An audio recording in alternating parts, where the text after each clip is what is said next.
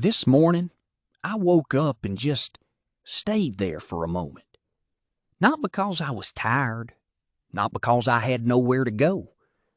I stayed because I wanted to, because the light was coming through the curtains in that particular way it does, and the house was quiet, and I was aware, the way you only become aware of something after you've gone a long time without it, that I was at peace. And today, I want to take you back, all the way back, because I believe someone watching this is standing exactly where I once stood, convinced that what is broken in their life is evidence of who they are, convinced that the failures are the final word.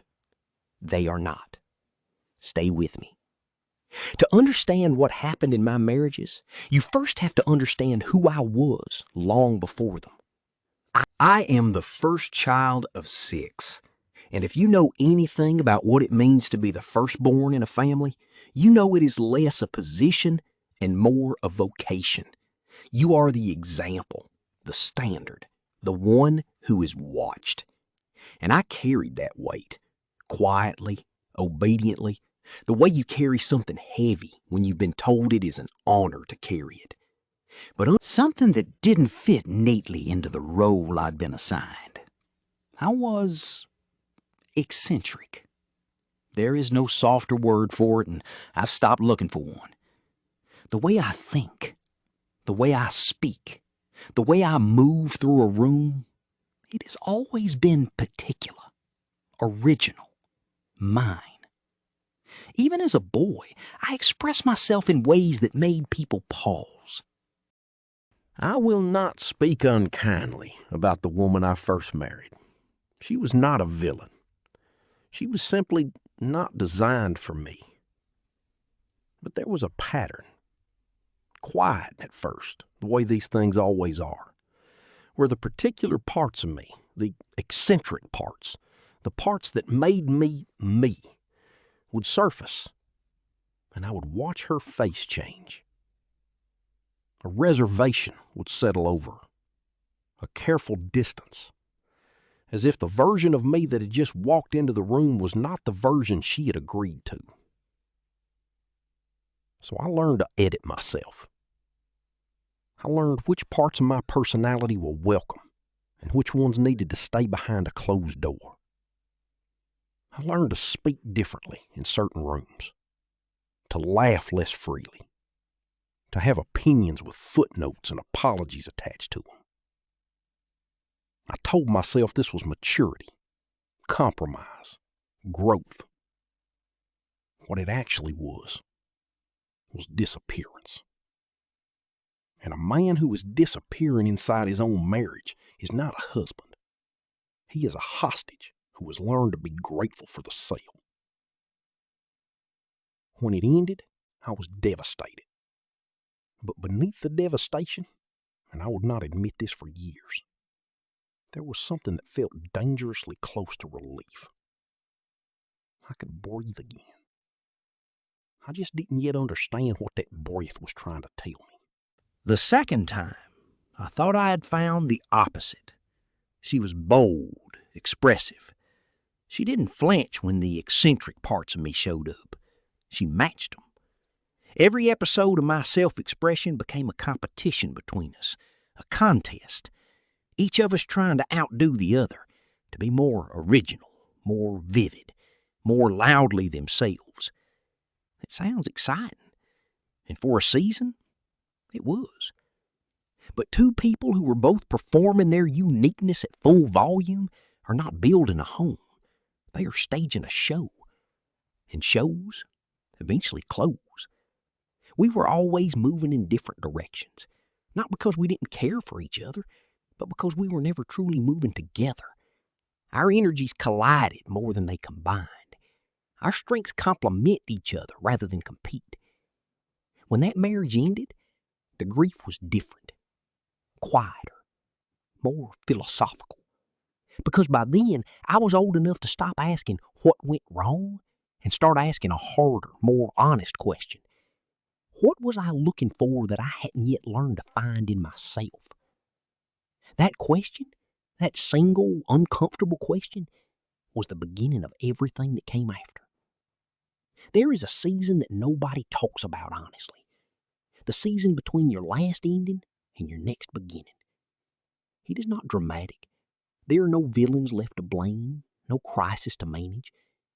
It is just you, alone with the full inventory of your choices. Alone with the version of yourself that 2 marriages had slowly, incrementally shaped. And I did not like everything I found there.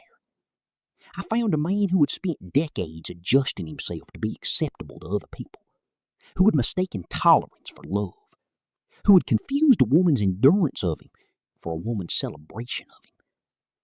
I found a man who had never fully inhabited himself.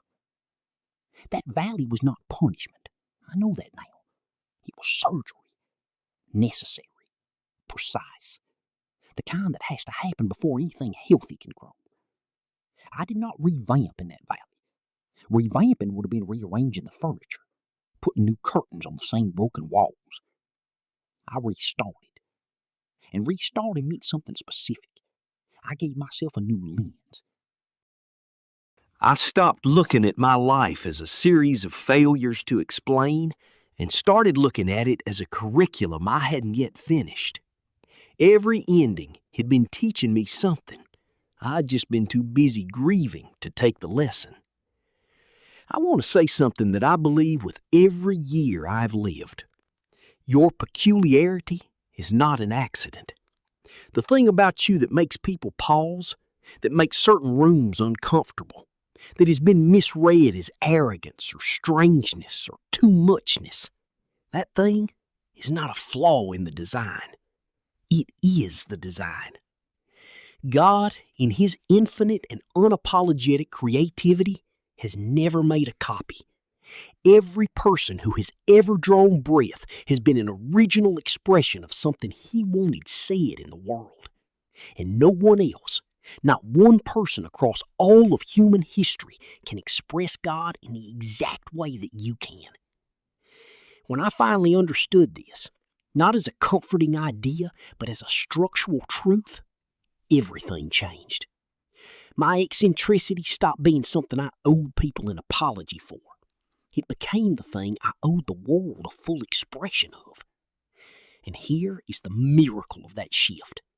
When you stop shrinking yourself to fit spaces you were never designed for, you stop attracting people who need you small.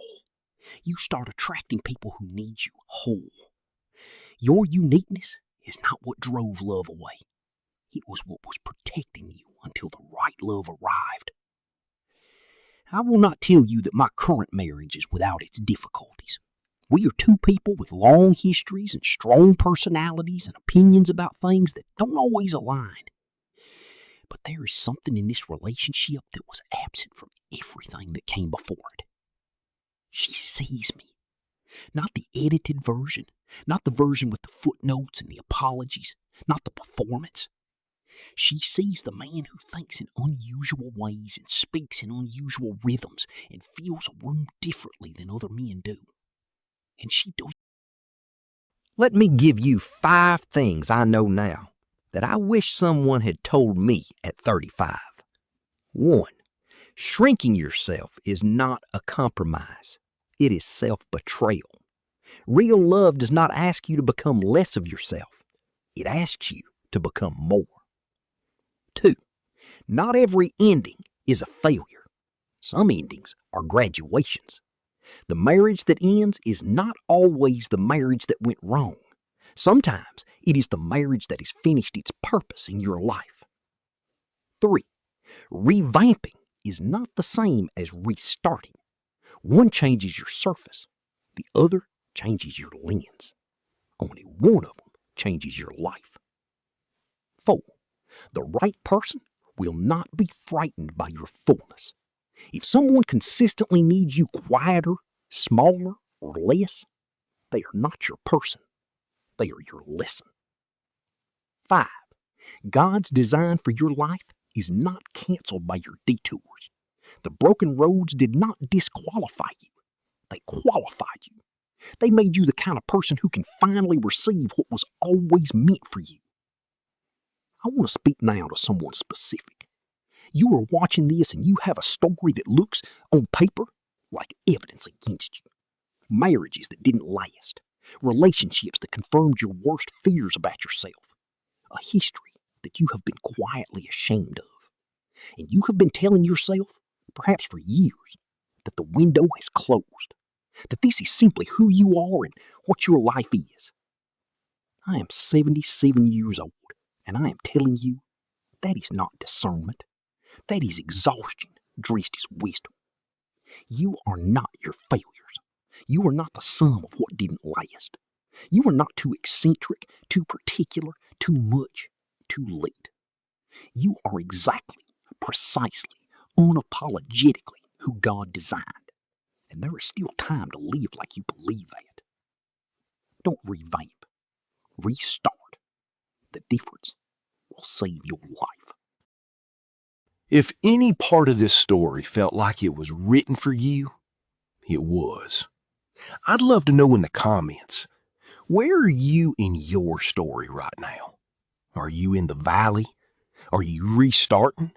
Or are you like me on the other side of it, finally breathing? Tell me. I read every word. If this reached you today, share it with someone who needs to hear it.